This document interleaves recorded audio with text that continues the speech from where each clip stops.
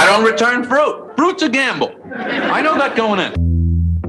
Are you a gun enthusiast? Love to shop for guns, but are also looking for friendly service? Well, you're in luck. Top Gun Supply is the friendly gun shop. Staff is very knowledgeable, happy to see you when you walk through the door, and can assist you with all your gun shopping needs. Top Gun Supply stocks a wide range of firearms, such as Ruger, Beretta, 6 Hour, HK, and LWRC. So stop on by at Top Gun Supply. Top Gun Supply, the friendly gun shop, a proud sponsor of the Armchair Quarterbacks.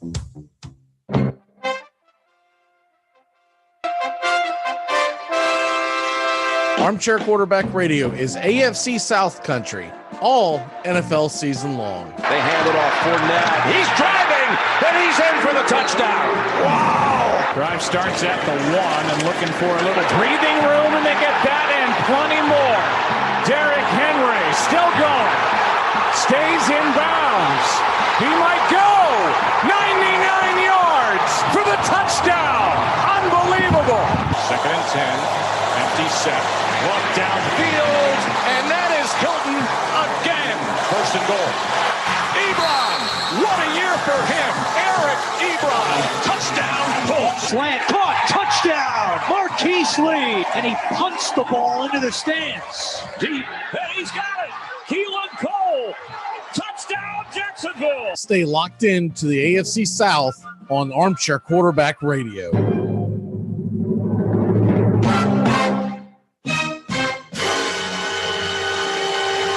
World air quality is at an all-time low. But hey, that doesn't mean you can't have a little fun. New from Mattel, it's the greenhouse gas gun. Do you hate the snowman next door? Use the greenhouse gas gun. Want to piss off an entire room full of tree huggers? Use the greenhouse gas gun. There is simply no end to the amount of fun and respiratory disease you can have with the greenhouse gas gun. Armchair. We are the Armchair Quarterback Show, your first choice for sports talk live from the First Coast. He only has 3 rings. You're listening to the Armchair Quarterbacks on CBS Sports Radio, #1 sports station.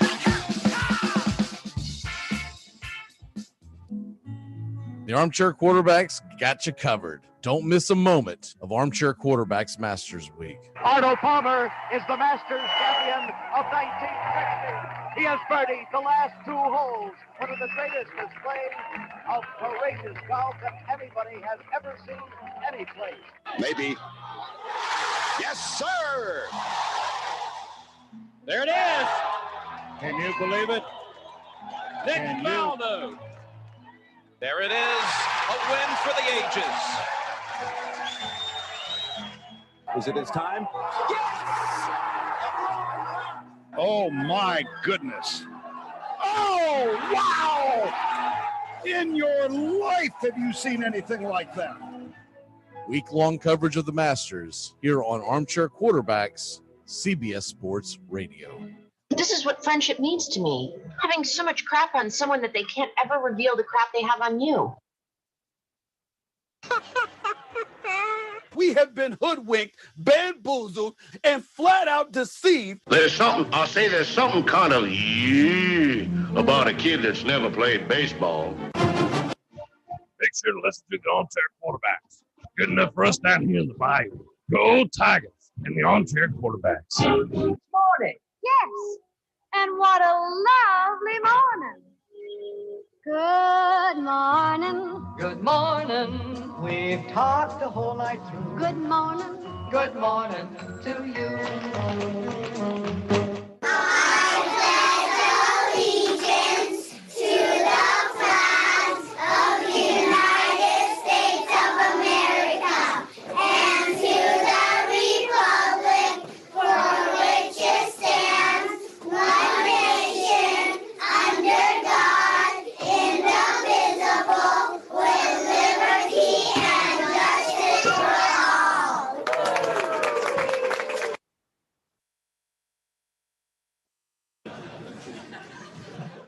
A lot of sexual terms named after baseball, right?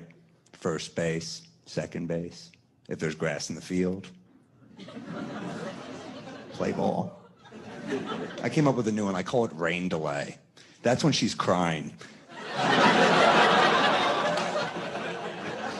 Doesn't look good for tonight, but maybe tomorrow, right? Doubleheader. CBS Sports Radio. You're listening to the Armchair Quarterbacks on CBS Sports Radio, #1 sports station. Good morning, and this is your Armchair Quarterbacks Sports Flash. It's day 2 of Major League Baseball, and it all gets going at 7:10 Eastern as the Rays and Marlins are set to do battle. It's Yarborough versus Lopez at 8:40. Trevor Bauer versus Senzatella, and at 9:38 p.m. Eastern, Dallas Keuchel versus Andrew Heaney. Houston versus Oakland tonight at 9:40. At 10:10, it's Arizona versus San Diego. Blake Snell makes a San Diego Padre debut. And the Giants versus Seattle. Johnny Cueto takes the mound versus James Paxton.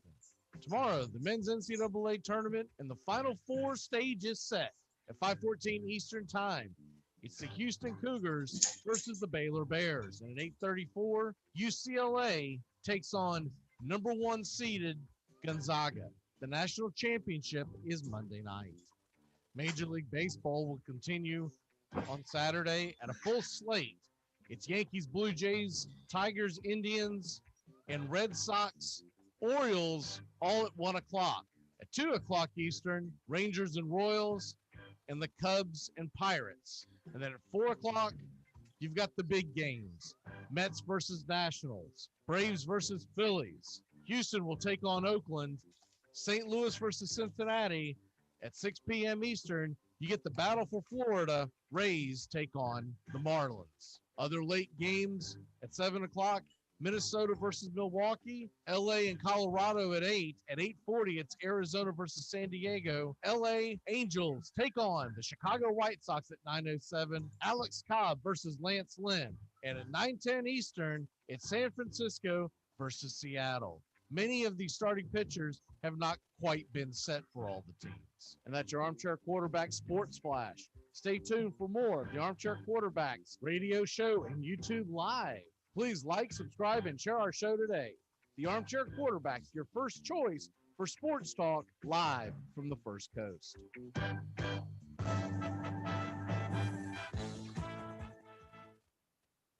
Good morning. It's time to wake up, y'all. You're listening to the Armchair Quarterback Show. We're here weekdays, 8 a.m. Eastern, 7 Central, the Armchair Quarterback Show. Your first choice for Southern Sports Talk. Good morning, and I don't know much, but I know one thing. Major League Baseball really screwed the pooch. They had me so damn bored I was watching Florida Gator baseball last night since there was nothing on from 7 to 10 Eastern. Actually, hell of a game. We'll get into that and a lot more. You're listening to the Armchair Quarterbacks. Bo body. What does the first B stand for? What are we doing? Making acronyms. Okay. What does the first B stand for? Business. I like it. Business. Good, Kevin. All right. The O. We need a new manager. Armchair. Community Access Channel. He's the armchair quarterback. He's full of beer and he's full of snacks. The all-American man. Hey, howdy, hi, top of the morning to you. Welcome to the Armchair Quarterback Radio Show. I'm Mac McGee, and Tony Aguilini joins us today. Justin Waller will be back Monday, off of those of y'all that have been asking about him. He's been in Colorado for the last 8 or 9 days. Tony, how the hell are you, sir? Good. They don't have internet in Colorado? I guess, well, I think they do, but I don't think he's figured out how to change his Wi-Fi station. So, you know. We'll enjoy it while it lasts. That's right. So I did watch quite a bit of that Florida Ole Miss game last night. Let me ask you something. I'm assuming that the catcher is okay because he got hit nasty. We're listening on the way home. They don't do like a big post-game show. They interview O'Sullivan for a couple minutes. I think he's okay. He just iced the arm, and I don't know if he'll come back this weekend or not. it was kind of a mix up on pitches, I think. And he kind of wore one right on the forearm. Nothing broken or anything like that, but he's been swinging the bat well, so hopefully he can get back in the lineup either as a DH and have Hickey, who's here in Jacksonville, catch, or Greenfield can catch. Greenfield just can't hit, so that's one less bat in the lineup. I'll be shocked if he plays tonight, because if nothing else, it's going to be sore. Isn't he a right-handed batter? Yeah, I believe so. So it's funny. So there's he was a top catcher in this recruiting class, and I figured he'd play a decent amount because he's good behind the plate defensively, a little bit better defensively than Hickey, but he came out swinging the bat really well this season, other than last week, but nobody on the team hit last weekend at all. So he's been a nice surprise. So the future's bright at catcher, because we'll have him for at least 2 more years. And he's a little guy too. For people that missed the play, he basically he zigged when he should have zagged. It was a catcher trying to catch the ball behind home plate, and the ball darted back into him when he thought it was going to go on away from him, and so it hit like this part of his arm. Yeah. And when they first went out there and looked at it, I thought it was broken, just because when it hit, I know you were in the stands, but when you looked at it on TV, it looked like it vibrated to the point where the bone was in the place. And then when they put him back in there, I was like, well, this is going to be strange. And then I got to think, I was like, that's the arm he's going to catch with. So every time you catch the ball, there's going to be a sting. You can get through it that night. I think he's going to be too sore to play today, but we'll see what happens. So it's limited attendance at these games. So, and how many were allowed by nature are kind of cavernous. You could hear that thud throughout the stadium. Like that was, it just sounded like you like threw a stake against the wall is basically what it sounded like. How many people were allowed in the stands? I don't know what attendance was like. No, it was cold last night, so I think a decent number of people probably stayed home. I think they're going with around 2,000 or so. And that's so that you've got the stands, which only seat like I think 5,000 or so, and then they've got the grass on both berms, like down the foul lines, and then there's some chairbacks and stuff in the outfield too. But it was a pretty good crowd. They'll get a good crowd tonight, and then a good crowd Saturday. But it's funny. So we went down last night. I try and see all 3 starting pitchers as early in the season as I can, and then we'll pick games throughout the year. So I actually went down last night to see Tommy Mace start, and then on Tuesday they announced they were going to have Aleman, who's been a reliever, and then Christian Scott will start tonight in place of Leftwich. But it was just trying to shake things up and just kind of, I guess, rattle some cages down there, and it paid off last night. Aleman looked great, and then Mace came in relief and got the save for a bunch of innings. Aleman got the win. And then tonight, Christian Scott has probably been our most consistent pitcher this year as a reliever. He'll start tonight, and then I guess Leftwich come out of the bullpen. Yeah, for people that missed it, they're playing number 3 Ole Miss. Florida's ranked 15th in the country. I believe that game's on SEC Network again tonight. So you'll be able to catch that if you're looking for some good college baseball. Because once again tonight, baseball really strange, but they're taking the night off, so to speak, because only about 5 or 6 games are being played. No, it's Kentucky and Mississippi State tonight. That's weird. But anyways, you'd think they would just leave a freaking television crew there and cover the whole damn series on one network and let you follow it as a fan. But by the way, speaking of attendance, there was big news yesterday that the Braves have announced that not the first homestand, but the second homestand, they're going to allow 50% attendance in. So you're talking about 20-ish thousand people. That's a big deal, because I don't know how many other are doing that. The Marlins and Rays, I don't know what their capacity of what they're allowing in, but it probably doesn't matter because they don't support their franchise anyways. But so you're looking at the Braves around 20,000, maybe a little less, because that new stadium, I don't think it quite holds 40. I think it's a little under, but well over 10 to 15,000 people will be in attendance in that second homestand. The first homestand, they're just doing 30, I think it was 33%, something like that. So big news there. college baseball, before we get into the Final Four, you got Florida State playing North Carolina this weekend. FSU's at ranked 18th. We talked about Florida Ole Miss, 15 versus 3. And then we have not talked about this. We've skated others. Tennessee Volunteers are ranked in the top 10. And I see it every week. And I mean to bring it up to Justin because I know he doesn't watch much college baseball, but that's some good stuff. And then I am interested to watch again to see if Al Leiter's son can pitch yet another no-hitter. For people who have not been following this, his last 2 outings, he's pitched 2 consecutive no-hitters. He's looked phenomenal. The Rocker kid looks good as well. But when I put them side by side, by far, I'm drafting Al Leiter's kid number 1. He's got a more compact delivery. He's more consistent. He reminds me of a young Roger Clemens. If you get a chance to, I think that'll be on the Plus tonight. If you get a chance to watch Vanderbilt versus LSU this weekend, that's the game. If the SEC Network wanted to highlight a game and they didn't want to put the same 2 teams on back-to-back nights, that's the game they should have went to. Yeah, nobody loves LSU baseball more than LSU, the SEC Network, and but yeah, you're right. Rocker had a great game last night. I think they won like 10-2 or so. And Leiter will throw it tonight. It's funny. Rocker, watching him, it's just, I think it's more just like the shock value of him because he's basically built like a defensive lineman, tight end, kind of guy. And he's up there, throwing gas. And then Leiter looks like a lot of other pitchers, but obviously he's their numbers are, to be honest with you, I was putting their numbers side by side last night, getting ready for the show, and their numbers are very comparable.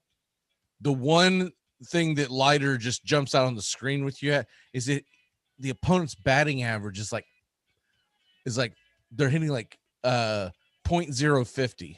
Right. Okay. Not that they're ripping the cover off of Rocker. He's only giving up like a 129 clip, but .050, which of course if you throw 2 no-hitters, that's got something to do with it, right? But I mean, you're basically saying that you're giving up an average of maybe 1 hit a game. And that's just nuts. That is just absolutely nuts. When you're averaging half a hit a contest, and we're not just 2-3 games of the season, y'all. They've been playing since late February or mid-February. Yeah. This kid is going to be, I mean, I would be shocked if he's not the number 1 pick overall. Wouldn't you? Yeah, and he's been fun to watch. Florida plays Vanderbilt at the end of the month, starting I think April 30th. Do they? Yeah, so and it's down in Gainesville. So please remind me because I really want to watch that series because that'll be great. That'll be a blast. But I mean, this is the most talent college baseball I think's ever had as far as rosters go. Just because so many guys had to come back. There was only 5 rounds in the major league draft. Like in a normal situation, Mason Leftwich wouldn't be back for us. And, for those 2 coming back, every other school in the ACC and SEC's got 2 guys probably that were Friday, Saturday starters last year that are back. So college baseball is as deep this year as it's ever been. And a lot of that's kind of trickled down to, the UCFs and the USFs and, Middle Tennessee State for that matter. Like smaller schools all of a sudden kind of have an influx of talent because these guys coming out of high school and junior college had to sign somewhere, and there's maybe not room at every school. So you mentioned Tennessee, huh? Well, what I was gonna say is what's fun about this is you have so many teams in the ACC and SEC that are ranked in the top 25. Yeah. Unfortunately, we're not getting a lot of clashes this weekend. We do have Florida versus Ole Miss, but I was looking at the scoreboard for the weekend, and I don't see a lot of clashes where it's ranked versus ranked. Right. And so I'm looking forward to when they start colliding. Arkansas is ranked number 2 in the country for people who have not paid attention to this. Ole Miss is 3, Vandy number 1. Georgia Tech, Louisville, Mississippi State, Tennessee, they're all in the top 10. Yeah. And you know what you don't see this year that you normally do? Where the hell's Cal State Fullerton? Where's a Long Beach at, right? Maybe that's just the old guy in me, but I'm like, where are the California powerhouses that we normally see? Yeah, I'm guessing, but I thought I saw a couple weeks ago where Cal State Fullerton started something like 2-10 or something like that. Yeah, but yeah, you're right. There's not really good. an influx of California schools. You mentioned Tennessee. They swept LSU last weekend. Now LSU's kind of been struggling the last 2 or 3 weekends, and Florida goes to Tennessee next weekend, so that'll be a fun one to watch. Tennessee's. I've heard their coach speak quite a few times on a show I listen to from time to time out of Knoxville with Trey Wallace, and he's a passionate guy. I think he played at Tennessee if I remember right. But he's kind of a breath of fresh air up there. Tennessee's never quite cared a lot about baseball. They've got a couple Omaha appearances, but this guy came in a few years ago and really lit a fire in the program. And I think that's one of the programs that Danny White kind of wants to jumpstart as far as improving facilities and getting some stuff going up there with Tennessee baseball. Yeah, it should be some good action this weekend. Most of it, I mean, basically, if you want to watch college baseball, you got to invest in the Plus. If it wasn't for that, I don't think I would have the Plus. But the college baseball, college basketball alone, it's worth it. You get to see games you normally wouldn't see. And you know me, I don't like to put ESPN up on any kind of a pedestal because usually they're doing things terrible, but they got this one right. At least there is an outlet, no matter who's broadcasting it, to be able to see these games. Did you see the infighting with Kirk Herbstreit and Dan Orlovsky? I did not. So, okay, first of all, we have to preface this. Everybody knows, but people forget, Herbstreit's an Ohio State grad. So that's where the crux of this comes from. But Orlovsky, and we all know that he just likes to shoot his mouth off, and it was a terrible quarterback, and likes to remind everybody of his glory days, like he was Joe Montana, when he was more like Joe Dirt. And he made the statement that he had heard from several people in the league that the reason why Justin Fields had dropped significantly from the national title game to where he is now is because of his work ethic. And Kirk Herbstreit got freaking butthurt about it and said that that's just nonsense and it's a ridiculous statement and da. And so, short story long, the two of them are fighting on ESPN. It's being airing their dirty laundry. I'm sure they'll just let it die. But I found it interesting because that does not shock me that Justin Fields' work ethic would be in question, because he's never come across as a bookworm. He's more of a gym rat. So if you buy into Justin Fields, I think you need to buy on his potential and not what he already knows how to do. But I think his athletic ability, he's not Dwayne Haskins, y'all. Dwayne Haskins was not athletic the way Justin Fields is athletic. Right. He's a kid that might need some direction. So I don't know if I would be that concerned about it. But then again, if you're going to draft the second pick overall, third pick overall, you want the guy that you draft to be all in on this. You want him to be the first guy in the building and the last guy out, not the other way. And that's what it was being represented, is that he was the last guy there and the first guy to leave. Yeah. And so that's the infighting that's going on there. But any thoughts on that, or you're just like, whatever, dude? The infighting's fun. I'll have to catch up on that. With Fields, it's it's got to be the right system for him. If you're gonna make him stand back there and be Tom Brady, then he's probably not the quarterback for you. But if you can kind of give him kind of free roam and let him ad lib some and make some decisions on the fly, not quite Lamar Jackson, because I think he doesn't have like that size. He's got the speed, but I think he's probably a better thrower than Lamar Jackson. But I think in the right system he'll do well. It's tough if you're in that like top 6 or 7 group of picks, and if you desperately need a quarterback, it's a very fine line between being able to stand in the pocket and then make a 45-yard dart versus kind of scrambling around and dumping it down and kind of being a Gardner Minshew kind of quarterback. There's a big difference between what Lawrence can do and what Minshew could do, and I think that's what kind of you run into sometimes with Fields. can he be an NFL quarterback and survive while being outside of the pocket? Yeah, and when you figure the first pick, they're going to take Trevor Lawrence. It would be an absolute shocker if they don't. Right. Burn the city down if they don't take him. Yeah, and I believe it's going to be a shocker if the Jets don't take Zach Wilson at this point. They are really big on him, and if you look at the kid, he looks like a New York Broadway kind of kid, man. Has like the freaking chiseled Adonis look. He'd be perfect for Madison Avenue, right? And then the third pick that was traded away by the Dolphins, 49ers now sit there, and they say that Jimmy Garoppolo is their guy, and maybe he is.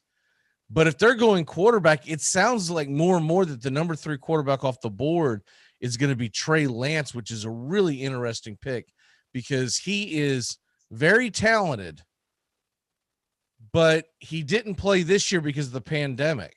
Right. I think he played one game. They said that they showcased him for like one game to come out. He didn't have a good game, and it was like the only game that that he played the entire season. And then he's only played one season.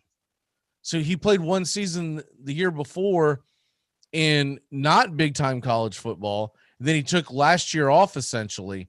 So that's a big step to take. He looks like he's being compared to like a Pat Mahomes type, very athletic, et cetera, but that's a high bar to put on someone. So the fourth quarterback is going to be the question. If it is Trey Lance off the board there, the fourth quarterback could be Justin Fields, but the more and more it's being reported, it sounds like it's going to be like a Mac Jones instead. I still think your boy from Florida is going to be good, and he's going to be under drafted, and someone's going to get a diamond in the rough.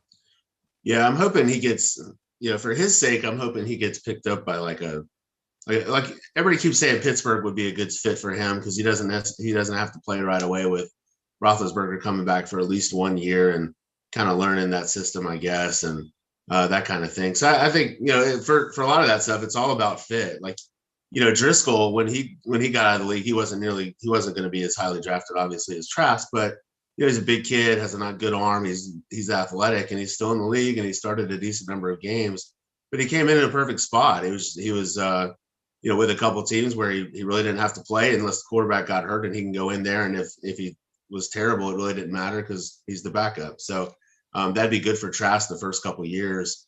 I'm with you on Mac Jones. He keeps kind of flying up the charts, and it's tempting. And then you look at him, and to me, he just looks like a normal quarterback, but with all those weapons, if you take Jones and put him on Florida's team last year, and you take Trask and put him on Bama, I think Bama's still okay. I don't know if they win the national title, but they're still really good.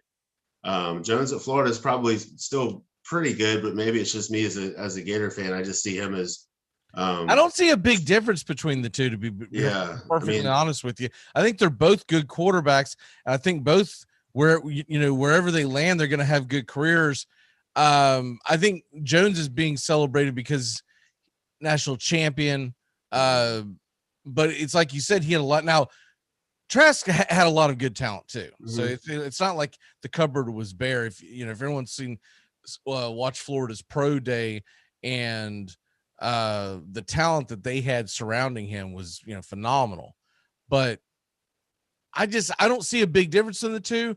So if it were me building a team and drafting a team, I would pass on Jones, get something that I needed for my team. And depending on the team, you can argue that into the night, but get something more relevant in the first round that you need, whether it's a lineman, et cetera, and then go grab Trask in the second round, which I think he'll be available. And I think Jones is going to be overdrafted and Trask is going to be underdrafted. I think both of them, honest engine, if you were just literally just taking it from their talent and you take the hype away, I think they're both like bottom of the first round. But Jones is being vaulted up and Trask is being pushed back. And if he's still sitting there in like the third round, someone's getting a steal on Trask. Yeah, absolutely. The final four, we got to get into that before you have to take off on us.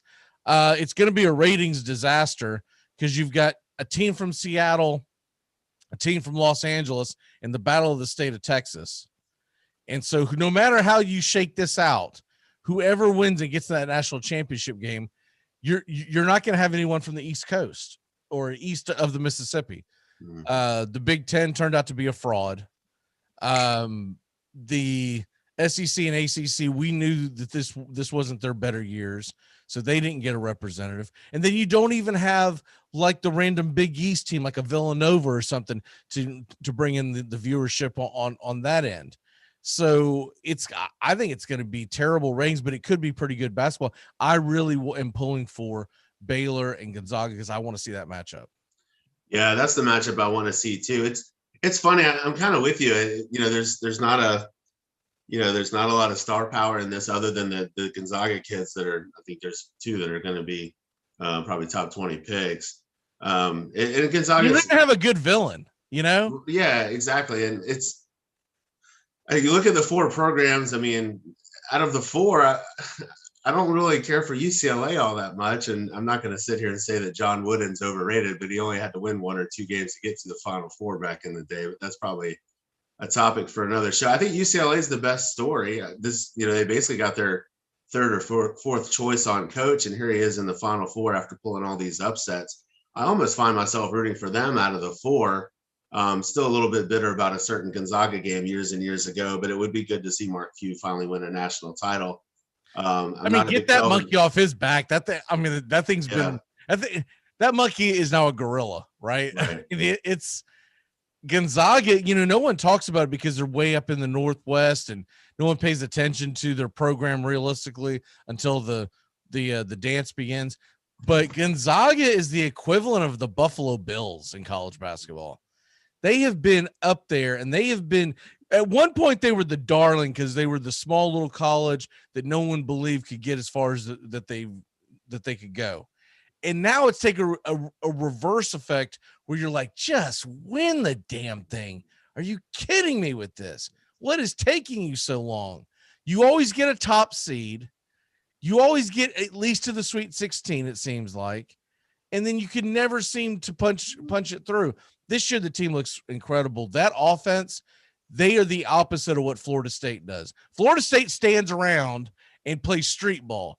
Gonzaga looks like the movie Hoosiers on like steroids. They're constantly cutting and splitting and freaking coming off the screens. It's beautiful basketball to watch. So that's why I'm pulling for Gonzaga. Yeah, they're a lot of fun. Yeah, Andrew Nembhard transferred from Florida up to Gonzaga basically to be the backup point guard, and he's ruin it for me, Tony. Don't tell me there's a Gator on the team. Well, what's funny though with it, that system, you're right. It attracts kids to come play, and this Final Four is basically going to be a Gonzaga infomercial for 2 games if they keep winning.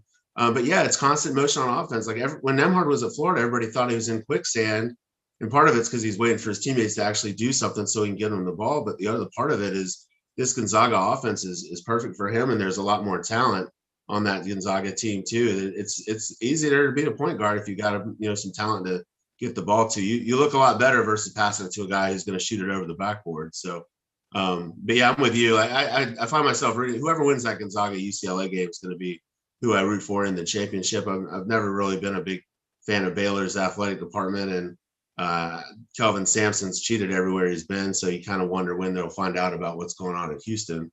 But yeah, it is weird that I don't know. It seems like that never gets brought up. Right. This entire because once I realized it was Kelvin Sampson, not Ralph Sampson, coaching Houston, I noticed I was like, that's the dirty bastard that was at Oklahoma. Like, right. Are we not going to talk about this? Yeah, Indiana too. Yeah, I always forget he was in Indiana as well. That's a great league for fallback coaches. Like that conference, even back when UCF's in it, but even before it became the American, back when it was I forget what they called themselves before, but like when without some of the Big East teams and a couple of the Texas teams, I forget what it was called, but anyway, it was a great like rehab assignment for all these coaches. Like remember Larry Eustace, who got hammered drunk at the sorority house up at Iowa State years and years ago, and he ended up back at Southern Miss. So it's a good fallback conference for coaches who have had a big job but end up maybe at a lower conference. Yeah, who is their athletic director? I mean, their the conference commissioner. There's like Jerry Glanville or something. It seems like something outlaws. Yeah, but Houston Baylor. I'm more excited to watch the 8:30 game than the first game. Yeah, the first game I could care less, and luckily there's a slew of baseball on. I talked about this yesterday, but baseball, the one thing I will give baseball credit for, they usually know where to stay in their lane at, and you can tell they purposely scheduled most of the games on Saturday before that 8:30 tip-off. Mm-hmm. And they're just going to step aside. Now it backfired a little bit because the games that are being played later that day, they're all West Coast teams, and of course that's a West Coast game, right? But you can't be perfect. They scheduled this a long time ago, assuming North Carolina was going to be in there with North Carolina versus Georgetown or something, as opposed to a bunch of left coast teams. Roy Williams is stepping down. That took me a little bit by shock, but especially on April Fool's. Yeah, he did. A couple of years ago, I would have expected it because it seemed like he had kind of quit. And then this year, I felt like he got a little more of a puncher's chance in his game, and they looked good. They got walked over in the tournament game, but I thought he had a good bounce back season. I was surprised that this is the season that he leaves with, but I guess maybe he's just done. He's just tired and good riddance. I don't like that. I'm not a big fan of him. I think he's kind of a jerk. Yeah, I'm with you there. I didn't like him when he was at Kansas, and I really didn't. As soon as anybody puts on that Carolina blue, I don't really care for him all that much. So he's kind of on that list. I don't know if you saw this. You remember Nate James, little guard from Duke back like late 90s or so? Yeah. He got I think he took the Austin Peay job. I saw that. I was like, that's kind of a blast from the past. I remember Nate James coming in I think around Wojciechowski time. I wonder when I'm sure Wojciechowski's gonna be recycled somewhere. I caught the tail end. It was running across the bottom line, so I had to wait for it to come back up again. And I realized I misread it. I thought Oregon's head coach was leaving to go to DePaul. I was like, why the hell would you? What is this, 1973? Why are you going to DePaul? Right. And they come to find out he was an assistant. But I was floored by that at first. I was like, DePaul? I was like, what I remember about DePaul basketball is that you would see the advertisements when you would watch the old WGN watching a Cubs game in the 80s and say, DePaul's on tonight. And I'm like, what the hell is a DePaul? That gym at DePaul, that's where they shot that Jordan Bird McDonald's commercial from back in the day. They had is it?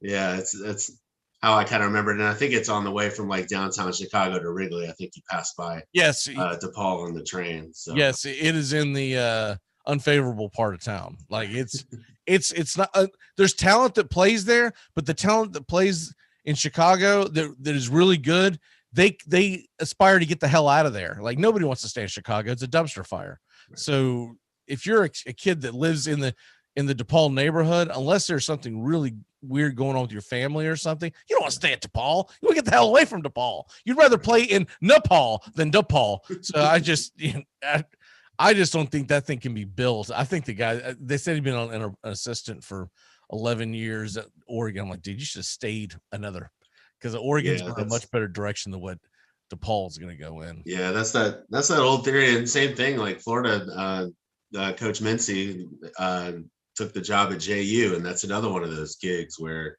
it's almost impossible to win there. But it's one of those, if you want to be a head coach and you get offered one, if it's an opportunity in a conference somebody's heard of, I guess you take it and see what happens. And like it usually goes, if you do it for 3 years and you're not any good at it, then you go back to being an assistant and take your next shot 3 years after that. So unless Artis Gilmore has some talented grandson that I don't know about, I don't think JU's ever going to be relevant again. Yeah. I mean, I actually did a couple of broadcasts down there years and years ago, and the biggest thing that I remember from it was, this is a freaking gym. Like they're playing in a damn gym. Mm-hmm. I mean, a high school gym. Yeah. I mean, does not look like a college basketball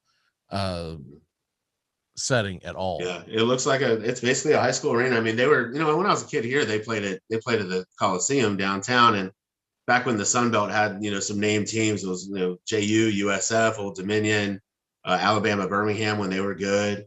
Some good teams, and they'd get 5,000-6,000 people a game and more when they were really good with D Brown and some other guys. But to see that program now and they get 500. Their heyday was like the 70s and 80s. Ever since then, it's been kind of it's like whatever. Exactly.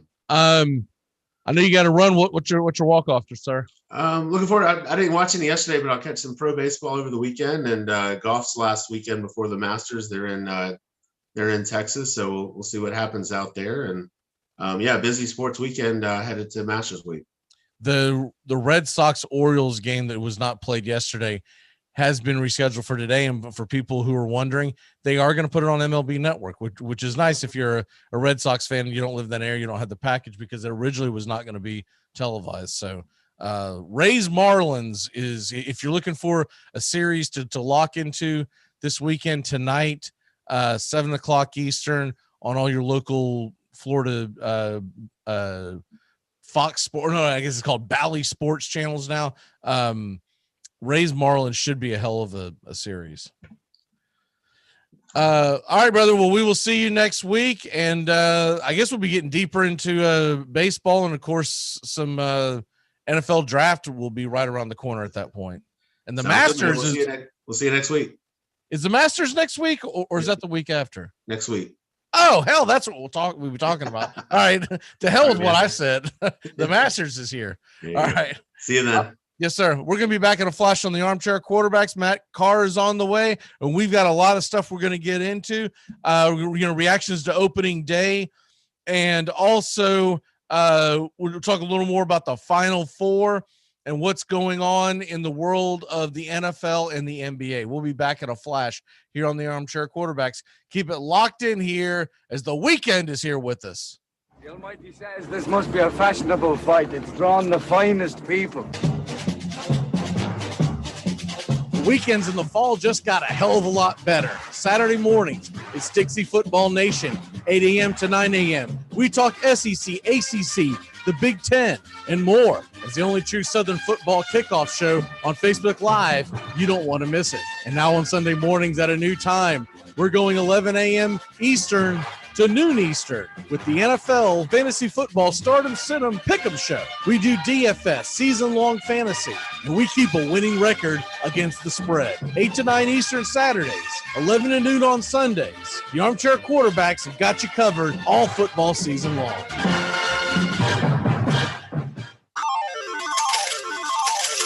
Let's face it, where you're betting is just as important as who you're betting on. That's why I go to mybookie.ag. It's fast, it's easy, and they pay you when you win. Look, I wouldn't be telling you to bet mybookie.ag if they weren't the best. Do the smart thing. If you're going to bet this football season, bet with mybookie.ag. Promo code SKIN, that's SKIN. When you use that promo code, MyBookie will match 100% of your deposit up to $1,000. That's mybookie.ag, promo code SKIN. Hey there, pal. First draft? How can you tell? Look, there's a few things you're going to want to know.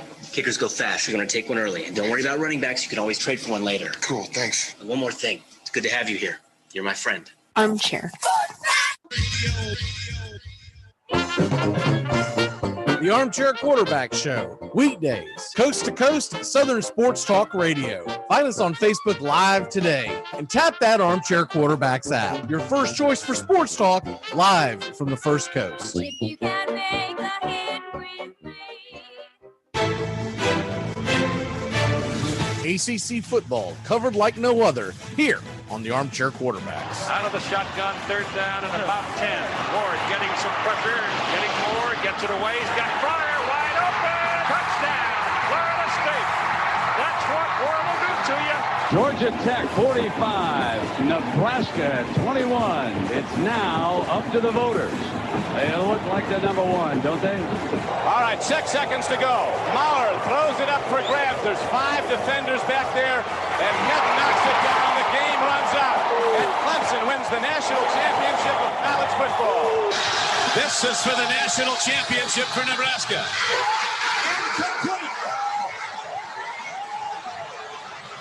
And for Miami, an absolutely miracle year. The dream season as they come back from a bad loss opening day to go to 11 straight wins and in all probability when the votes are in, a first ever national championship for the Hurricane. CBS Sports Radio, your home for all things sports 24 hours a day, 7 days a week, coast to coast. Great sports talk expected here. CBS Sports Radio. Ray, when someone asks you if you're a god, you say yes. By 1800, town ball and its many variations were played nearly everywhere. On their way back from the Pacific Ocean, Lewis and Clark played a game of base with the Nez Perce Indians as they prepared to cross the Bitterroot Mountains. In the 1830s, on the western frontier of Missouri, ball was the favorite sport of Joseph Smith, the founder of a new religious sect called the Mormons. But back east in Cooperstown, New York, city fathers passed an ordinance restricting play after merchants complained about too many broken windows. Meanwhile, in New York City, they were starting to play a brand new version of the game.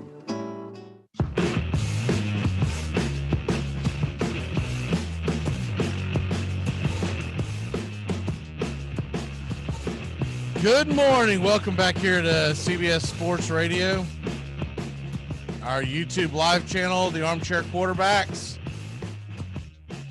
And another round of stimmies is going out today, so we'll see if everyone gets their due. We still haven't got our stimmies. I don't know what the hell's the holdup on that, but anyways,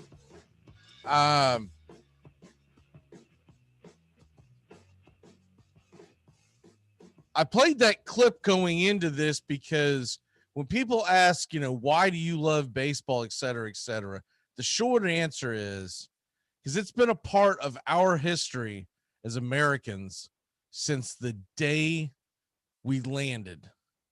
They brought the game essentially over from Europe. Now, there's been other versions, but the closest thing that baseball has an ancestor to is cricket. And so when you hear that Lewis and Clark was playing baseball against an Indian tribe during their mission, that Joe Smith, who founded the Mormon religion, used to play a version of baseball. Town ball basically was the early ancestor of baseball. Town ball was a little more liberal with its rules. You didn't have like the baselines, et cetera, et cetera. There were a lot of versions where there were up to 50 people standing out in the field trying to catch the ball. And of course, like everything else, it's evolved into what it is today. And I think it will continue to evolve. I think all sports continue to evolve with the times. The athletes get better. And it is time, y'all. I used to fight against this for the longest time, but I have adapted, and it is time for them to get rid of the shift. I saw a couple of incredible defensive plays yesterday. And when I saw them, I thought to myself, we used to see this all the time. We still appreciated the hell out of it, but it was a part of the game. There was a couple of diving plays made by shortstops yesterday that you just don't see anymore. And of course, you had the great play from the shortstop of the Blue Jays that was playing deep in the hole he was basically playing second base, and he gunned down the Yankee runner to get out of the inning. The Blue Jays won that game, but it was a vital part of that game. If he doesn't make this incredible defensive play, the Yankees might have won that game. So the great catch by Didi Gregorius yesterday over the shoulder basket catch, and the Phillies went over the Braves. That was phenomenal. Even as someone who's pulling for Atlanta, man, I had to stop what I was doing, basically just, give a standing ovation for that one. That was a phenomenal catch. And you love watching defense. In all sports, to me, defense is just as exciting as offense. In basketball, I think one of the greatest plays that basketball has is the stolen dribble and going the other way on a breakaway or a block shot.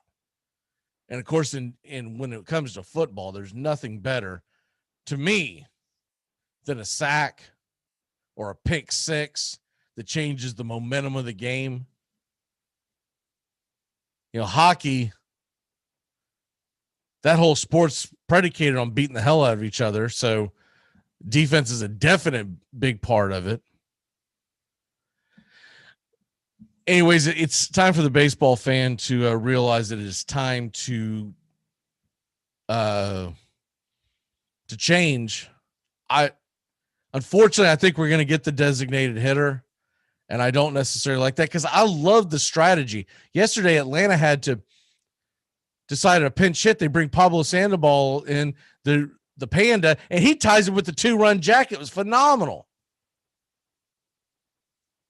And though Atlanta fell on the bad end of the extra innings rule, I still like the extra innings rule. Only for regular season.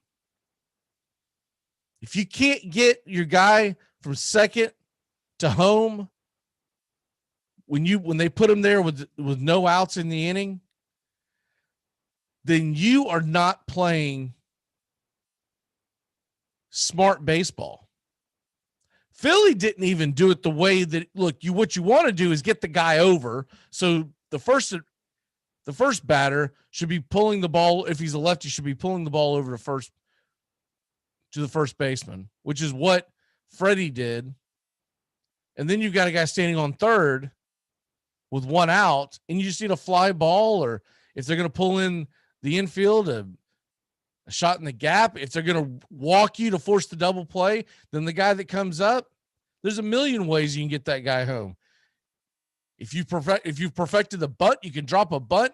And what cost Ozzie Albies was, I rewatched this a couple of times. He tags and he starts to go, and then he stops like he's going to go back, and then he goes. If he just would have went, he scores. I was surprised that he got thrown out, and then I saw the replay. I said, oh, yeah, stutter step. What are you doing? You make up in your mind right then that you're either going or not going. And if you're not going, if you want to fake it to draw the throw and hope for a bad throw that can score you in, that's fine. But you don't fake going and then go once the ball's thrown. And so he was a dead duck. But I still like the extra innings rule. I did not think I would like it, but after watching it last year and watching it yesterday, I love it. Because a regular season baseball game should not drone on to 16, 17 innings and deplete your bullpen.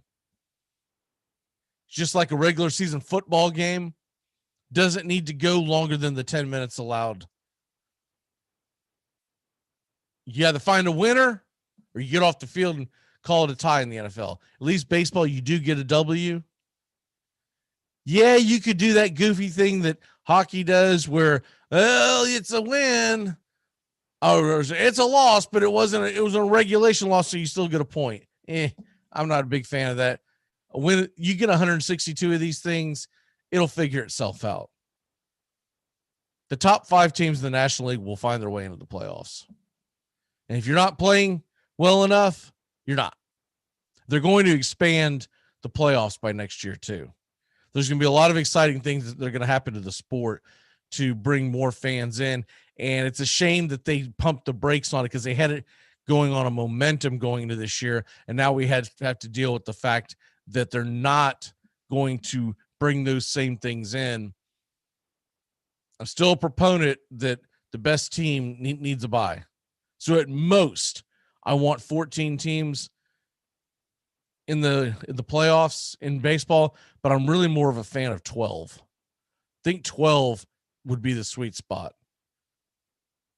But anyways, we already talked about the Kirk Herbstreit and Dan Orlovsky situation. If you missed that, Herbstreit was mad at Orlovsky because Orlovsky said that there are many. He didn't just say there was one. He said he's talked to many people in the league, in the NFL, that question the work ethic of Fields, the quarterback out of Ohio State. And of course, one of the people that came popping off was what is his name? Dominic Foxworth. And he wants to pin that as a racist comment. Oh, hey, here we go again with this. The comment was not being said by Orlovsky saying that because of the color of his skin, they think he's lazy. They said that particular person, because Trey Lance is also a person of color, and Trey Lance is not being questioned. So it's a really, really, really, really weak argument, once again, by Dominic Foxworth. But that's how he stays woke, right? That's how he goes, oh, hell, here we go. Things aren't fair. It's typical for Foxworth. It doesn't surprise me. And then there's another situation that came out last night that I saw a different outlet bring up that I was not aware because I did not. Well, what are the chances I'm going to sit down and listen to an entire Milwaukee Bucks versus Los Angeles Lakers basketball game in the middle of March? But evidently a few days ago, the Bucks and Lakers were on ESPN, and Mark Jones, and we remember Mark Jones from the idiocy that he came out. Was it the first or second week of the college football season? He was going to do a game, and I don't even remember what the game was, but he made the comment that he did not. Normally there's a police presence to get you from the parking lot into the broadcast booth. It's really not needed in the middle of a pandemic when you have very few fans. So he really just said this to get some light put on him, because Mark Jones is just a pathetic weasel is what he is. He comes off very polished broadcaster, but he's a weasel. And he said he did not want a police presence because he felt like he would be more at a threat if a cop was around him. This is back when, the nation was burning and people were doing awful things and, defunding the police kind of junk that was being said, right? So he made that comment, and of course it made a lot of people mad for obvious reasons. Well, evidently he was doing a Lakers Milwaukee game, and I don't know if they were in Milwaukee, if that's how it got brought up, or if it's just the fact that Milwaukee was playing. But he was talking about the incident that happened in Kenosha last year. And he made the comment that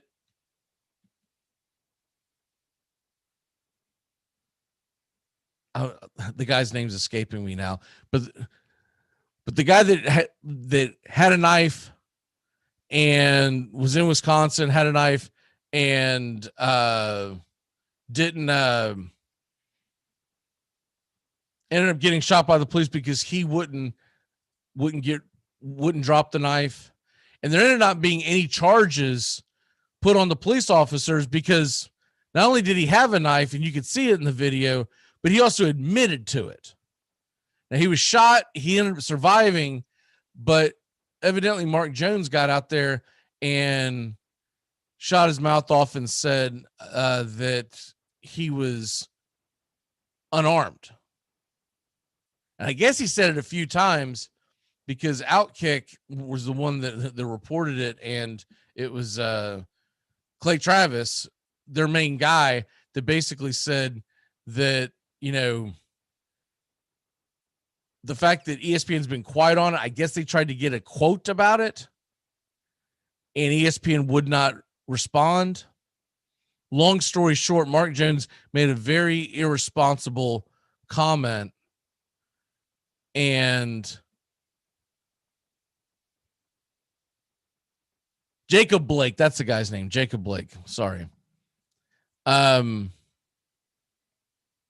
He made the comment about Jacob Blake being unarmed, and everyone knows that to be not true. Even Jacob Blake admitted he was armed. They did not bring charges because he was armed. But Mark Jones has an axe to grind, and he will lie his way through his life straight through his teeth on air. He's been busted a couple of times this year.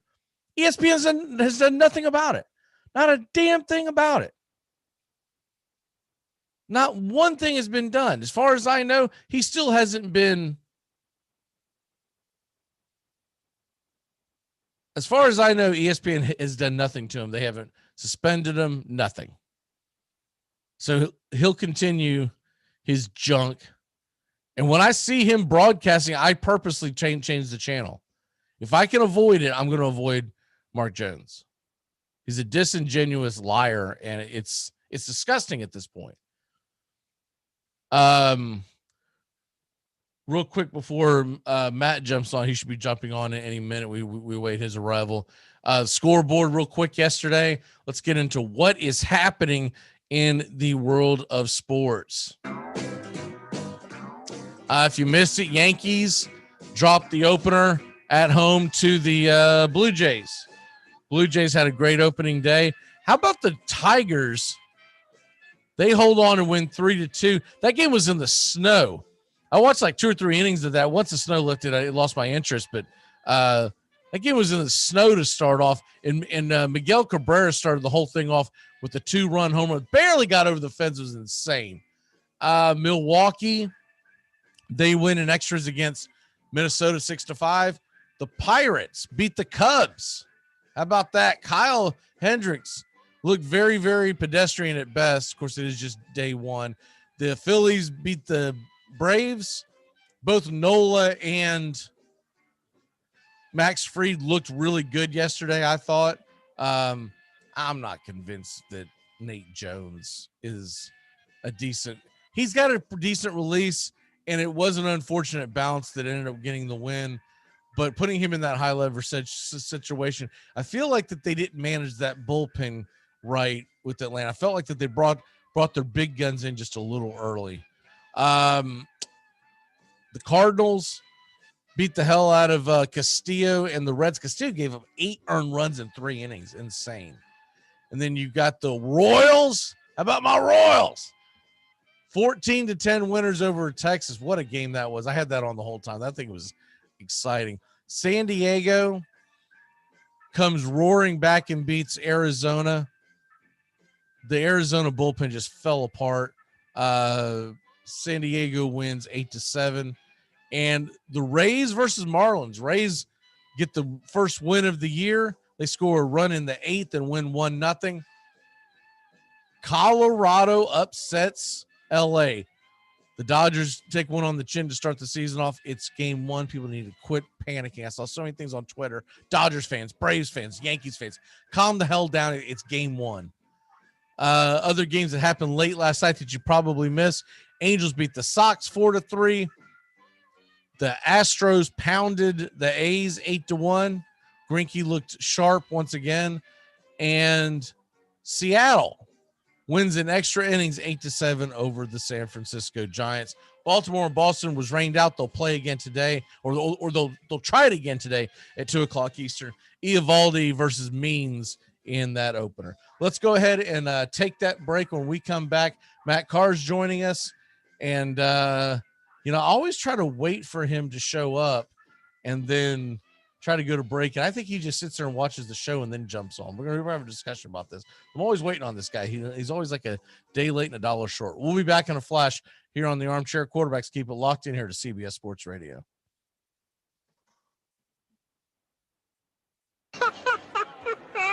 We have been hoodwinked, bamboozled, and flat out deceived. There's something kind of about a kid that's never played baseball. Make sure to listen to the Armchair Quarterbacks. Good enough for us down here in the bayou. Go Tigers and the Armchair Quarterbacks. Morning. Yes. And what a lovely morning.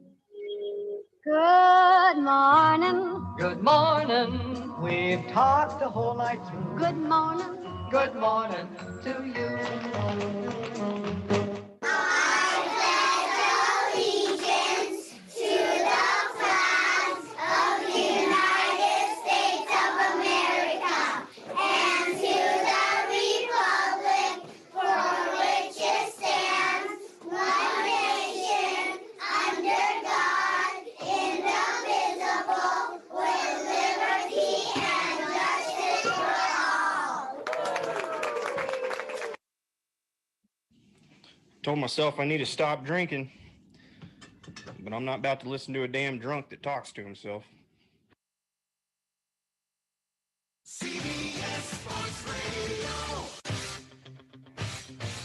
You're listening to the Armchair Quarterbacks on CBS Sports Radio, #1 sports station. Good morning, and this is your Armchair Quarterbacks Sports Flash. It's day 2 of Major League Baseball, and it all gets going at 7:10 Eastern as the Rays and Marlins are set to do battle. It's Yarborough versus Lopez at 8:40. Trevor Bauer versus Senzatella, and at 9:38 p.m. Eastern, Dallas Keuchel versus Andrew Heaney. Houston versus Oakland tonight at 9:40. At 10:10, it's Arizona versus San Diego. Blake Snell makes a San Diego Padre debut. And the Giants versus Seattle. Johnny Cueto takes the mound versus James Paxton. Tomorrow, the men's NCAA tournament and the Final Four stage is set at 5:14 Eastern Time. It's the Houston Cougars versus the Baylor Bears. And at 8:34, UCLA takes on #1 seeded Gonzaga. The national championship is Monday night. Major League Baseball will continue on Saturday at a full slate. It's Yankees, Blue Jays, Tigers, Indians, and Red Sox, Orioles, all at 1 o'clock. At 2 o'clock Eastern, Rangers and Royals, and the Cubs and Pirates. And then at 4 o'clock, you've got the big games. Mets versus Nationals, Braves versus Phillies. Houston will take on Oakland. St. Louis versus Cincinnati.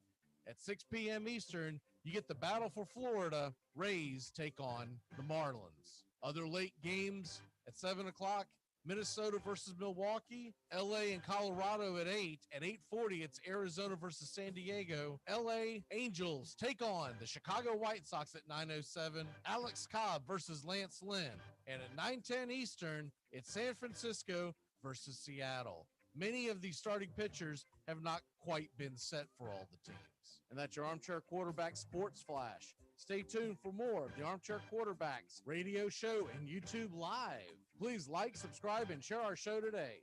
The Armchair Quarterbacks, your first choice for sports talk, live from the First Coast.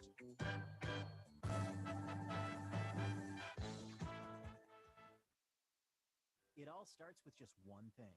Get to know your local beekeeper. You can make sure they don't use chemicals in the hive, that they only sell surplus honey, plus locally produced honeys have a smaller carbon footprint. Find tips and more at onethingus.com. What's your one thing? If we actually enjoyed our New Year's resolutions, we'd all have six-packs, money in our saving accounts, and we'd know how to play the piano. I have to tell you about the one resolution I actually enjoy. It's Built Bar. It's delicious. Oh, yeah, it's healthy, too. Built Bar is healthier than your favorite protein bar. They're low-cal, low-sugar, high-protein, high-fiber, great for the keto diet. Lose or maintain weight while indulging. And with only 4 net carbs and 150 calories, there's no guilt. Visit BuiltBar.com.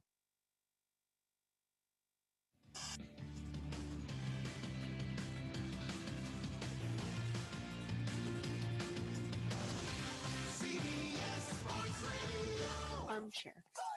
Community Access Channel. It's like people only do things because they get paid. And that's just really sad.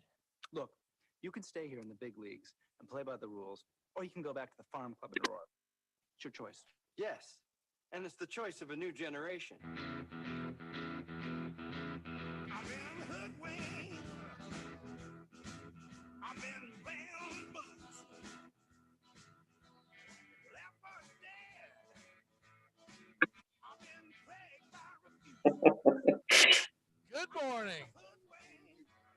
the hell are you, Matt Carr? Doing good, man. Happy Friday. Happy Friday indeed. We got the Final Four tomorrow. We got a full weekend of baseball.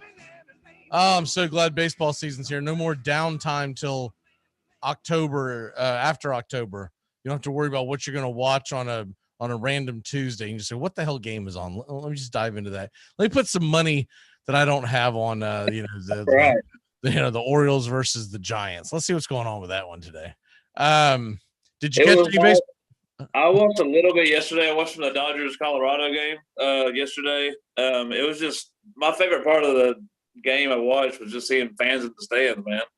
Yeah, that's been a consensus of everyone that's texted me and inboxed me over the last couple of days, or sorry, the last day, is that how happy they were to see fans. I guess I'm not as shocked to it because I watched so much spring training, and so when you saw fans there, it jumped out on the screen at me. So I'm kind of used to this at this point.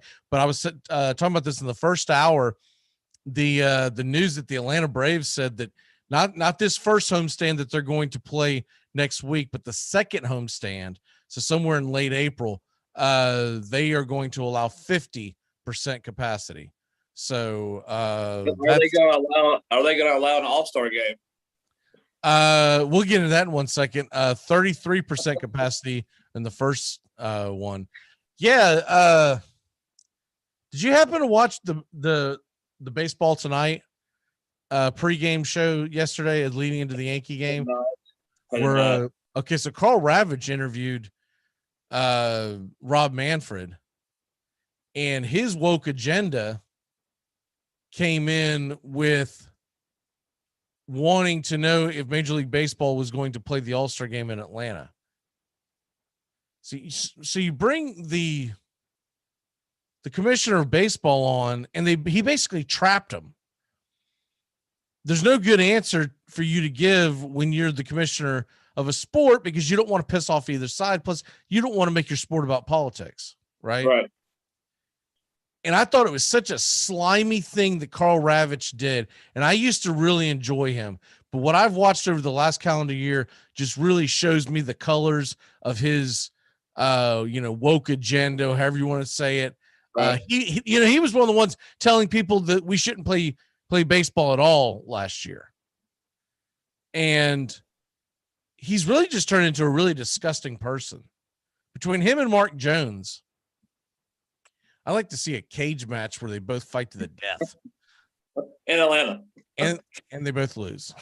The only winner is death. Yes.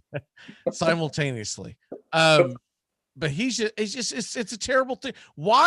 So here's my question to him, or ESPN, because ESPN put him up to this. Right.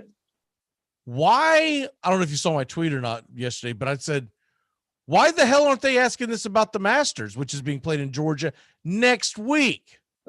Right. You know why? Because ESPN's got broadcast rights to the Masters. They don't have broadcast rights to the All-Star game. Right. They do have it for the Home Run Derby. They don't have it for the All-Star game. You think you could change the site of an All-Star game 3-4 months in advance, or I guess 2 to 3 months in advance? It's not that easy, especially in the middle of a damn pandemic. Right. It's just I just thought it's ridiculous, man. Like, I mean, nothing surprises me anymore. When I heard that, I was like, "Wow, that's about right."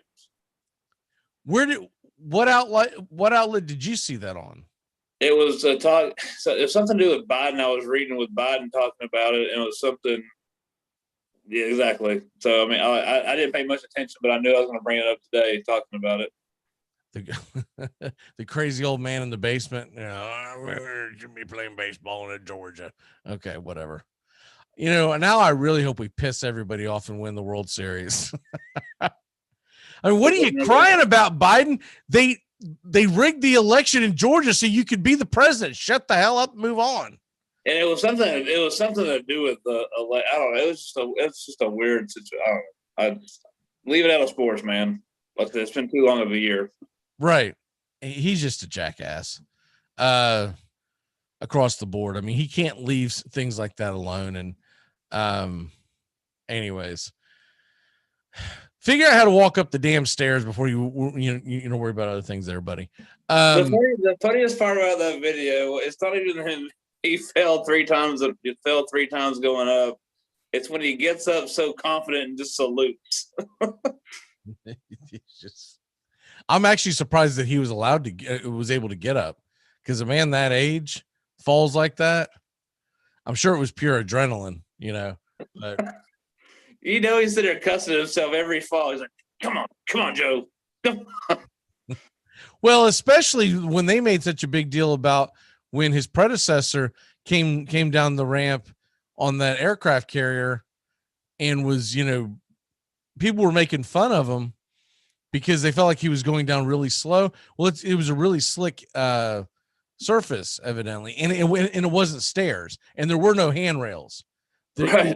It was an actual ramp. And I'm like, crap, I'd probably just go ahead and say screw it and slide down that thing. Belly flop it going down. Yeah, like let's just cut out the middleman. I'm gonna fall anyways. Let me just slide into first base. They're gonna talk crap about me no matter what, so just do it my way. Yeah, exactly. But anyways, moving on from that, I thought the coolest thing that I saw yesterday was the snow game in Detroit. That was really cool. I don't know if you caught any of that, but the first 3 or 4 innings, wasn't like a blizzard because it wasn't deep snow, but it was definitely a flurry. It was all over the screen. You don't see that a lot on opening day. No, you don't. You'll catch it. It seems like every 2 to 3 years it'll be snowing somewhere for like the first weekend, and then after that it kind of dissipates. I've always often wondered, like, why the hell don't you play all these sites the first go around? Why isn't everybody at home in the South or in a dome, right? And then go to the northern cities the next week. At least buys you an extra, 10 days or whatever. So you're obviously a bigger fan of MLB than I am. Is the Dodgers the clear favorite this year? Oh yeah. They're is it going to be fun to watch? Is there an upset team? Is there an upset alert? Oh yeah, because baseball's not like basketball. You can't just pencil them in. Right. Everybody knows how boring basketball playoffs are. That's like, call me when the finals get here. And MLB playoffs are amazing. That's one of the best playoffs there is. So that is true. There's so many moving parts on a baseball team. I think it's a foregone conclusion that they'll make the playoffs, but win the World Series? Nah, man. Hell, they could have easily got knocked out last year because Atlanta had a 3-1 lead on them. And though the Dodgers were the better team, it's like they always say, momentum is today's starting pitcher. So if they would have ran into a buzzsaw in any of those 3 games, yeah, and the Atlanta offense to actually do something, we might be talking about the defending champion being the Atlanta Braves. And I think like last year, I think it was when it was 3-2 and or actually after the 3-1 and went 3-2, I think you knew the Dodgers were going to win that series. Chop. Drink up and chop on, baby. Those are beers in his hands. What is your T-shirt? It's actually, man, it's not a funny shirt. It's just a shirt I got in Pensacola a couple years ago. It supports military, so like every purchase goes to a military. It's just a cool shirt. There's a big American flag on the back of it. Cool. So nothing crazy. You should have wore it backwards like crisscross then. I need to start doing that with my other shirt with George W. Bush throwing the first pitch out after 9/11. Yes. Roy Williams retiring. Did that take you by surprise? Not really. He was 7 years old, and he told his team how terrible they were this year. So it was pretty funny. Like mid-season, he's like, "We're just not a good team," and he was correct. But I think he was that old man that he's like, "Man, I've had my time. I've won 3 chips. It's been good, but see y'all." So it stinks. I mean, because he replaced Matt Daugherty, which was terrible, and so it was a good run out. He's only 70, man. I tell you what, I thought he was a lot older than that. Yeah, he's 7 years old and replaced a really bad coach. And I guess Hubert Davis, knowing how the world is today, Hubert Davis will be the next coach of UNC. That's my take. I'm trying to think of the guy's name that used to head coach Florida State that's on assistant coach at staff right now. I don't know if he would be the next in line. And trust me, he was terrible, but he didn't have North Carolina's resources, and FSU's a much different program than when he was. Steve Robinson. What's his name? Steve Robinson. Yes, Robinson. That's him. Yeah. I see him all the time, like walking around back on the sidelines. Him and Ralph Sampson are, good buddies. The Ralph Sampson. The Ralph Sampson. It's funny. When I found out that it was Kelvin, I was like, I can't believe they're letting that bastard coach. He has been busted cheating everywhere. Oklahoma, most famously.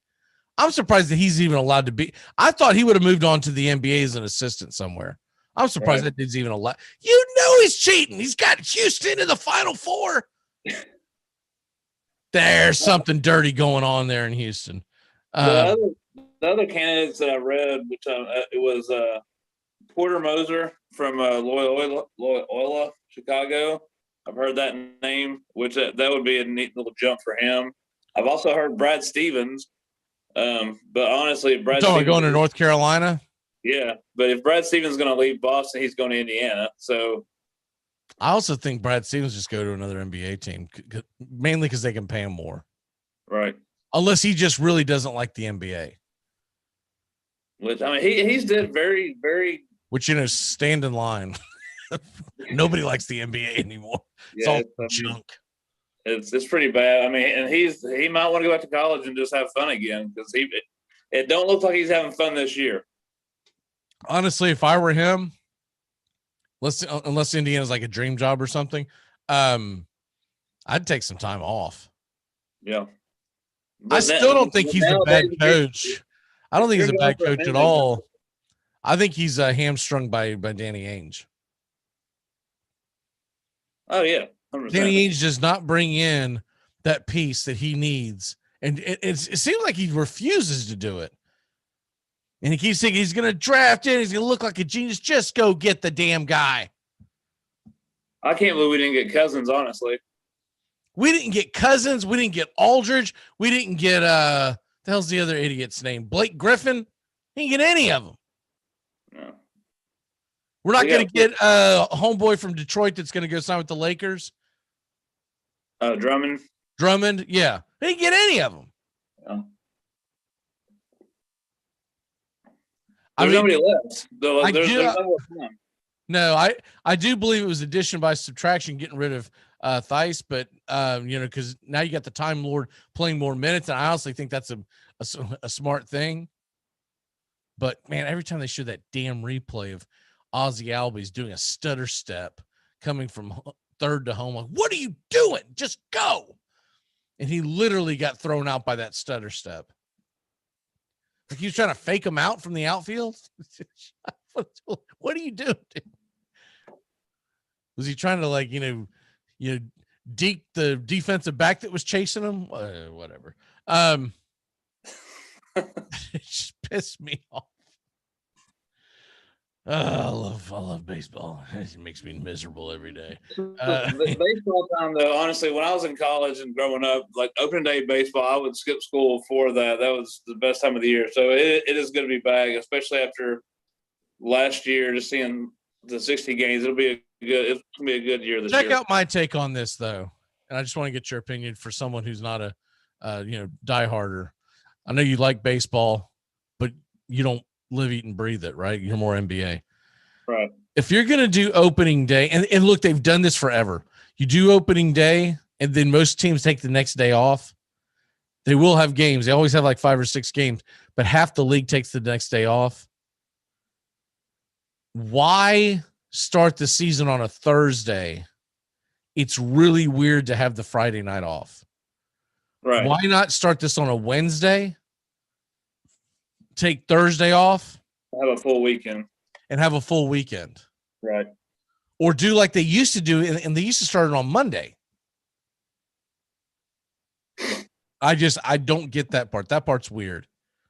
It's not the end of the world. I'll survive. I'll watch the Marlins and Rays tonight. That should be a lot of fun. I didn't get a chance to watch the Rays yesterday because Atlanta was on, and then there was other stuff going on all at the same time. And I was just locked. I had 4 TVs going at baseball. It was great. I was like, is there any upset alert teams? Like, is there any like feel good stories of the year that you're going to see this year in MLB? All right. Well, my dark horse that I picked, and they're about 2 years too early, but I just think they're going to be a fun team to watch because they're going to score, and they happen to put 14 on the board last night. The Kansas City Royals. Okay. That's going to be a lot. And there's also, and then across the entire sport, there's a lot of good young talent coming up. And baseball is getting younger and more exciting every single year. And they have a slew. Wander Franco, if you want someone who's fairly close to you to pay attention to, Wander Franco in Tampa, he is the number 1 prospect. He should be coming up. I think the cutoff is like around April 15th. It's so like the 3rd week of April, he's going to come up. He's a shortstop. He's got a great glove and all, but the guy can rake. Spencer Torkelson from Detroit. He should be a fun one. Bobby Witt Jr. He should be coming up for the Kansas City Royals. He's a shortstop. And then so Cabrian Hayes. This is kind of a deep dive, but not really. Do you remember Charlie Hayes that played? I know the name. I can't think of. I can't picture him right now. Okay, so he was a third baseman for the Pittsburgh Pirates and played elsewhere. Anyways, his son is now up with the Pittsburgh Pirates, and he's a phenomenal athlete, just phenomenal player to watch. So there's a lot of really good young players. I think that's the most exciting thing that baseball brings to the table that other sports don't necessarily do, where you can legitimately say there's probably going to be about a dozen new stars by the end of this year. You can't really say, like basketball, you hope for 1, maybe 2, right? Right. The NFL, you can get some stars, but normally when you consider a star in the NFL anymore, it's a damn offensive player. And usually receivers and running backs are put on restrictions their first year, and your quarterback is either running for his damn life or he's sitting on the bench. Yeah. So right. I think that's the biggest thing and then hockey, no one knows or cares. They're like, I don't know, dude, it's some dude with a Russian last name. I feel like that's the biggest thing that baseball brings to the table that the other sports don't bring. Right. I bet you can't even name the NBA Rookie of the Year this year. I mean, I guess you could. I mean, you could take a guess. Is his name Jordan or something? I don't know. Did he have? That's what I'm saying. It's not like usually the number. Every year, like by this time, who's going to be. And this year, it's going to be Ball, which is out for the year, or that would be my guess. Would be Ball. Yeah, but I mean, honestly, but number 2, I have no idea who's in the running for it, and that's sad, man. It's like it's almost playoff time. And I mean, hell, I'm in that fantasy basketball league that I barely pay attention to, and I can't think of anybody. I know Ball, but that's because I happen to have him on my team. Of course, he went down, so there was the end of any threat that I had of winning that thing. I have no idea, man. To be honest with you, I can't think of another rookie that did really well. I honestly can't either. Before I thought that, I was like, man, I know, like, Edwards from Minnesota, he's having a decent year. Wiseman from Golden State, which you're not hearing much about. And that's just the top 3 picks. So I don't know any standouts that are standing out to me right now. So that's what I'm saying. Like not on that level. I can't really think, but once again, basketball it's set up. It's a superstar league. It's not a star driven league. It's a superstar driven league. And there's about a dozen superstars on any given year. And what's sad now is that usually about half of them are in New Jersey, and then the other half are New Jersey, Brooklyn, and the other half are in Los Angeles. And no one really gives a crap about an Oklahoma City versus Houston, Minnesota playing, Orlando, because you're like, I don't know any of the players. But don't worry, NBA can come back strong and make 2 more expansion teams to make that league fuller. Yeah, make it even worse. Yeah, on expansion, they need a retraction. They need relegation, like they have in English Premier Soccer. I don't know if you're familiar with that, but they relegate teams. The bottom 3 or bottom 4 every year of the league gets kicked out of the league. And then, and then teams that were considered, like, if you're going to do it baseball wise, we would be saying like a AAA team, 3 or 4 I think it's the bottom 3. And then 3 AAA teams that finish the best in their league, they get elevated. So it prevents tanking. Nobody tanks because you don't want to get kicked out of the league, because then you don't get any of the money. Yeah, I like that. I would love it. I would love it for any sport. I would love it for all of our sports. I think it would be difficult to do in football, because you would have to have a very successful bottom league. I think it could be done, but it would be difficult. Baseball's already got their infrastructure built in place. Hockey does as well, so they could do it immediately. Basketball would have to build one, but I don't think it would be that difficult because you're only talking about needing essentially 10 players on a team. Right. I think that would be a lot of fun. You would start giving a crap if Orlando was going on a losing streak. You're like, crap, we're not going to be in the league anymore. The only thing the NBA has did, which is, it's not even big news, it's like you can't win the lottery. Was it 3 years in a row? Or you can't win the lottery 3 years in a row, I think is the new rule.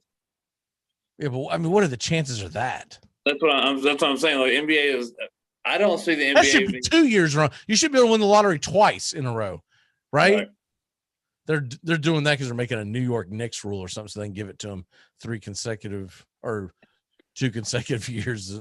They're gonna Patrick Ewing this whole thing again. It just stinks, man, because like I said, you know how big an NBA fan I am. It's just hard to watch. I know you're the same. It's just hard to watch and just not giving a crap anymore. I'll tell you what, and I still try to watch the Celtics. I watched the Celtics versus Mavs the other night when there was nothing on. Like spring baseball had taken a day off, and there was no tournament going on, and so I actually tried to watch that Mavs Celtics game, and it was difficult, man. It was a beatdown. Even when they started coming back and they almost came from behind, I was still going, I don't know if it's because we know what the ceiling is for the Celtics, and it's not good. You know, the best case scenario is the Celtics get out of that first play-in round, and then that's probably going to be it. Yeah, because they're probably going to face I keep wanting to say New Jersey, the Brooklyn Nets, and so it's going to be a wrap. And I don't really give 2 damns about who's going to make it to the NBA Finals. When the NBA Finals gets there, assuming that the Celtics are nowhere in the conversation, if it's the Nets versus the Lakers, which it most likely will be, I don't know if I can watch it because I really don't like either. I don't like Kyrie Irving. I like Kevin Durant. I've got nothing against Durant. I really don't have much against Harden, although I don't like the way he got himself out of Houston. But he has he has lived up to his expectations. So I can give him a pass because he's got out there and busted his ass. The games that I've seen him play, he's passed. He does as much defense as Harden's able to do. But I don't like Kyrie, and I hate LeBron. I don't know who I hate worse. So it's going to be hard for me to watch that. I will probably pull for the Nets just because it's the Lakers franchise that I would be pulling over, right? But it's not like I'll be happy that Kyrie wins a championship. He's a jackass. What happened to the days with Stern vetoing trades like Chris Paul to the Lakers? What happened to that? Yeah, I don't know. Because now it's like, what the hell? Why not? Let's have super teams. Because all they care about now is the NBA final ratings. Because no one's watching their regular season. They haven't done it in years. You look at the local market rankings or ratings, excuse me. The only ones that are anywhere decent are the teams that are actually winning. But you pull up the ratings for the Minnesota Timberwolves, Orlando Magic, Memphis Grizzlies. It ain't good, my friend. It's not good. They just try to make their money off the NBA Finals. And I like you and Forbes, everybody, we didn't watch one single game last year in the NBA Finals. No, I saw the scores, and I saw it was, that it was being played. Because once again, it was I couldn't pull for Miami. I'm not a Miami Heat fan. I'm just like, I still remember that the whole thing smelled of LeBron James. Right. I still think of LeBron James being a Miami Heat. I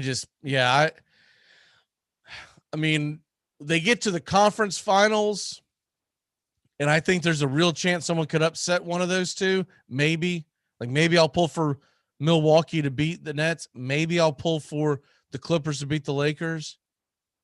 But I don't know if I want Milwaukee to beat the Nets if that means that the Lakers are going to get an easier path. Right. I don't have any problem with the Clippers. I just don't.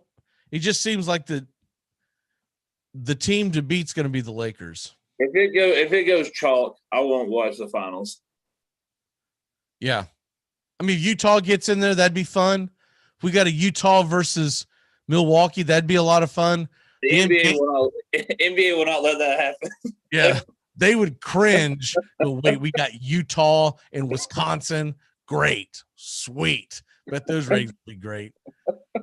They're begging for Los Angeles for versus New York because how bad the ratings were last year. They're hoping that it'll come back. I don't think it will. No, I think you'll get the core fans and you'll get the young fans, but I think they've lost a good chunk of their fans that they're never going to get back in this time period. We'll say 10 years. It'll take 10 years to bring some of the fans back. Hell, if they're going to hold the strike of 94 against baseball for what seemed like about 20 years, they're going to hold that woke bubble against the NBA for at least that long. Right. It's time to turn back time and do some walk-offs. We didn't get a chance to get into any stocks today, but I don't really have anything on it. It's close today.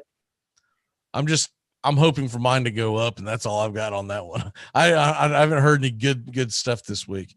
Where the hell are we at? Here we go.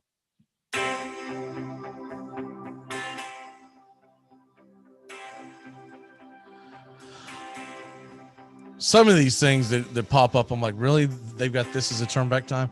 On this date in 1976, the Oakland Athletics trade two key members away from the World Championship team, sending outfielder Reggie Jackson and Ken Holtzman to the Baltimore Orioles in exchange for Don Baylor and Mike Torres. The reason why, and Paul Mitchell, I don't think it's the same Paul Mitchell, but maybe it's the dude that made the hairspray. The reason why I bring this up, me and my wife have been watching The Bronx is Burning recently because her boss got into it. It was a ESPN mini series that aired probably about 14 years ago. I think it was 07 or maybe it was 08. And I remember when it came out, and I remember watching when it came out, but I haven't seen it in years. And we've slowly been watching it, and she's actually enjoyed it quite a bit. I think you can only get it on like DVD. It's cheap, like off of eBay or something. But it's really good, and it's actually got a really good cast, in which I did not remember all these cast members. So if you get a chance to watch The Bronx is Burning, it's really, really good. I have to give a plug for that, even though it's made by ESPN. That's back when ESPN tried to make quality. They tried to go to the movie route. They tried to go to the the miniseries route. They didn't get great ratings, but they did win awards. But because they didn't get great ratings, they just said to hell with it. I think the next time they really tried anything was the Jordan one. Right. Birthdays.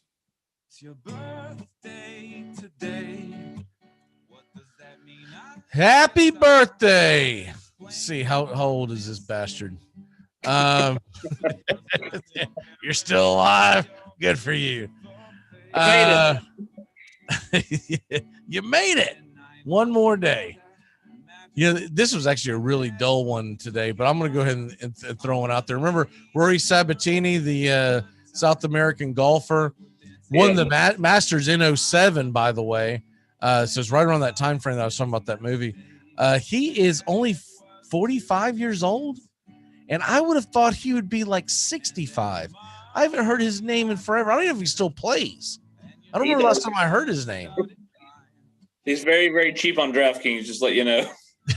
I bet he is. And Danny Ford, he is 73 years old. I actually would have thought he would be older. For people who don't remember, Danny Ford, he won the national championship with the Clemson Tigers in 81. He also coached at the University of Arkansas. Was a volatile bastard. Man, my dad hated him. But he didn't coach for a long time. He got in there and got out and made his money and just said to heck with it. I don't want to do this the rest of my life. By the way, I haven't brought this up all week, but very sad reflection on the fact that Howard Schnellenberger passed away this week. And for people who don't remember him, Howard Schnellenberger built the Miami Hurricanes. Without Schnellenberger, there would have been no Jimmy Johnson. There would have been no 5 national championships. He won the first one in 83, left to go pursue a head coaching job with a Miami professional team that was going to be in the USFL. And then the USFL folded and he had no job. And he ended up back at Oklahoma. And then he got in trouble at Oklahoma because recruiting process, and also evidently he was drunk on the field.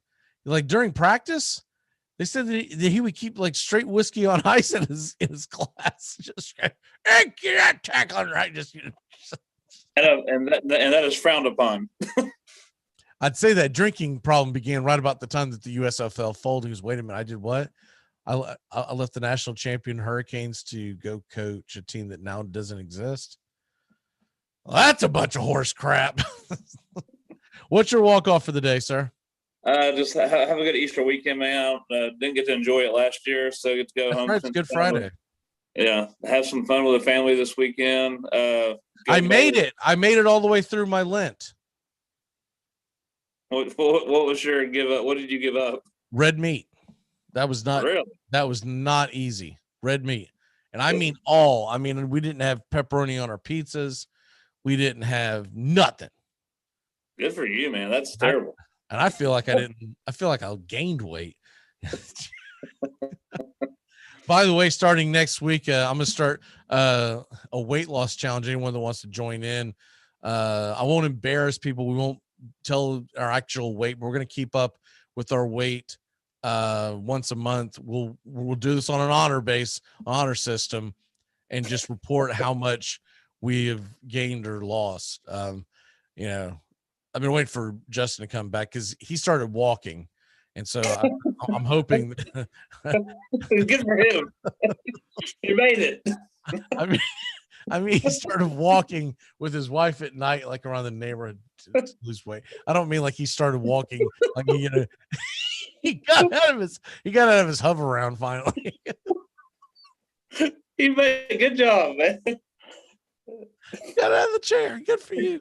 No, but I started jogging again, and so I'm trying to lose some lbs before we get up there to Tennessee. That's just like a barrier mark. There's a much longer goal that I have, but I'll join it with you, man. We can do some side bets on that. I'll take that. Yeah, we're gonna. I mean, it's gonna have to be the honor system, because I tried to figure out a way how we could do this. We're live, but I think it would just be a disaster trying to get the scale, and I just foresee something just bad really happening. Justin weighs himself in. He doesn't have shorts on that day, right?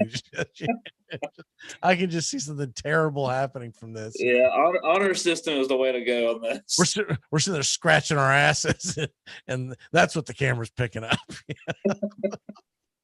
and high HD. Yeah. So we'll start updating that. I figure once a month is good to check in. So if you do it once a week, you can get depressed. I gained a pound. How much I've been doing this week. Exactly. I can remember doing that. I'll be on that one. All right, cool. I'm assuming Justin will do it. I think Sean might be the one that would get in on this too. Tony might as well, because might well too, because I know Tony still goes to the local gym, So, and any of the listeners, if you want to start playing along, the plan is going to do it the first week of each month. So next week, because Justin's gone, we're going to consider that the first week of each month, and we're just going to kind of check in. So, anyway, yeah. All right, that's our walk off. So eat like hell this week, so you have a big mark to lose. That's my goal every Sunday. Eat like 6 pizzas on Sunday night, so you can weigh and go, oh God, feel disgusting. All right, brother, we'll see you next week. Y'all enjoy the weekend. Final Four. I've got chalk. Gonzaga versus Baylor. What do you have? I got Baylor over Gonzaga. Yeah, I've got Gonzaga kicking the crap out of Baylor. All right, we should make a bet. I feel like we have. We'll see you Monday, y'all.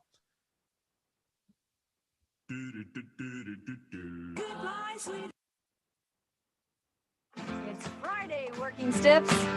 Everybody! 4, 3, 2, 1. Happy weekend! I've got 100.